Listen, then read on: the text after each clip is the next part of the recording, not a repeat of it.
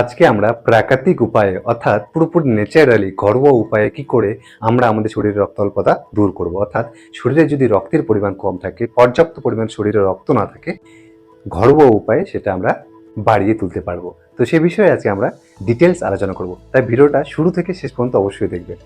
তো চলুন ভিডিওর মেন পর্বে আমরা ফিরে আসি।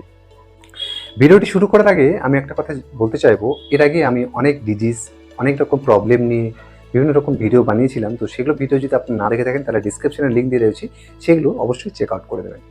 আজকে আমরা ঘরোয়া উপায়ে কীভাবে আমাদের শরীরে রক্ত অল্পতা দূর করব, অর্থাৎ কীভাবে রক্ত বাড়িয়ে তুলব, সেগুলো নিয়ে তো আলোচনা করবই। কিন্তু তার আগে আমরা এটা জানা দরকার যে আপনার মধ্যে পর্যাপ্ত পরিমাণ রক্ত রয়েছে কিনা সেটা আপনি কীভাবে জানবেন।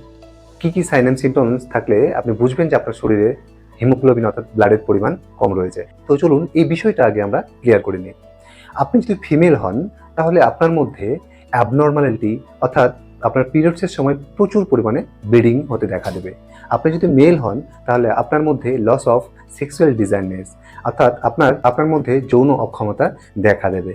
3 নম্বর, পুরো শরীরে একটা হলদেটে ভাব দেখা দেবে। পুরো চোখ থেকে শুরু করে পুরো ফেস, পুরো শরীরে হাত পাতেই একটা হলদে হলদে ভাব আপনি লক্ষ্য করবেন। শর্টনেস অফ ব্রেথ অর্থাৎ আপনার মধ্যে শ্বাস ফুলতে শুরু করবে। একটু হাঁটাচলা করলেই আপনি মনে হবে যে আপনি হাঁপিয়ে গেছে, শ্বাস নিতে খুব কষ্ট হচ্ছে, হার্ট ব্লকেজ হয়ে যাচ্ছে।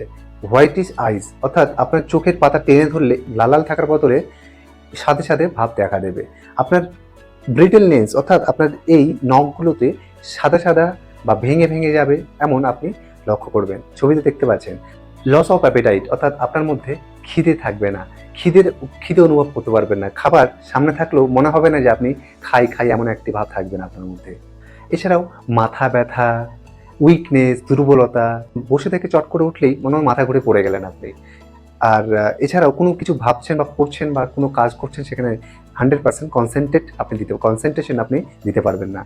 তো এগুলো হচ্ছে আমাদের শরীরের ব্লাড কম থাকার সাইন অ্যান্ড সিমটমস। তো এগুলো যদি আপনার মধ্যে থাকে তাহলে অবশ্যই এই ভিডিওটি যেই একটা ঘরোয়া উপায় আপনাকে আমি বলবো সেটা আপনি অবশ্যই ব্যবহার করবেন। তো চলুন সেই ঘরোয়া উপায়টি কি সেটা আমরা জেনে নেব, এবং কাদের নেওয়া উচিত কাদের নেওয়া উচিত না সেটা আমরা কখন নেব, কি দিয়ে তৈরি করব সেই ডিটেলস নিয়ে আজকে আমরা কথা বলবো। তো আজকে আমাদের এই 1 গ্লাস ম্যাজিক জুসটি তৈরি করতে প্রথম যে উপাদানটি দরকার পড়বে সেটি হচ্ছে বিটরুট।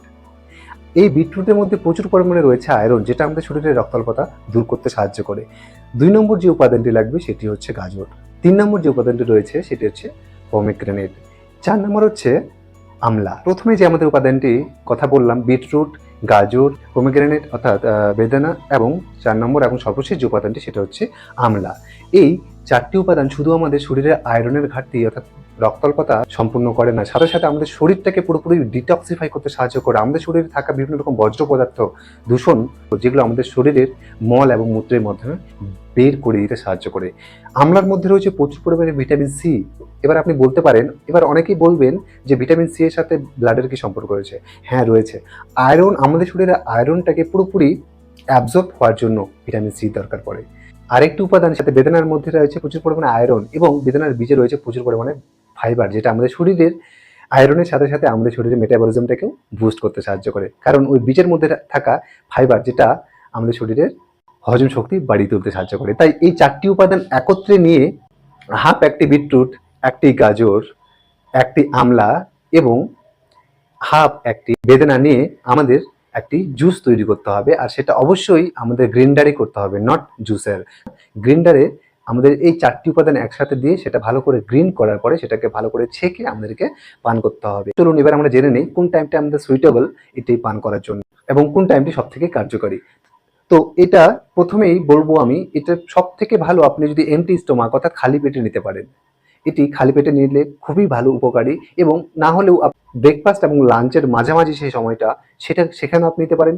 অর্থাৎ আপনি যদি জিম করেন তাহলে পোস্ট ওয়ার্কআউট অর্থাৎ ওয়ার্কআউটের পরেও এটা নিতে পারে। তবে মনে রাখবেন এটি সন্ধ্যের পর থেকে না নয় বেটার হবে। তো এবার এই জুসটি কারা নিতে পারবেন না? আপনাদের মধ্যে কেউ যদি সুগার পেশেন্ট হয়ে থাকেন তাহলে অবশ্যই আপনার ডাক্তারের সাথে কনসাল্ট করে তবেই নেবেন। আশা করি পুরো বিষয়টি আপনার কাছে ক্লিয়ার হয়েছে।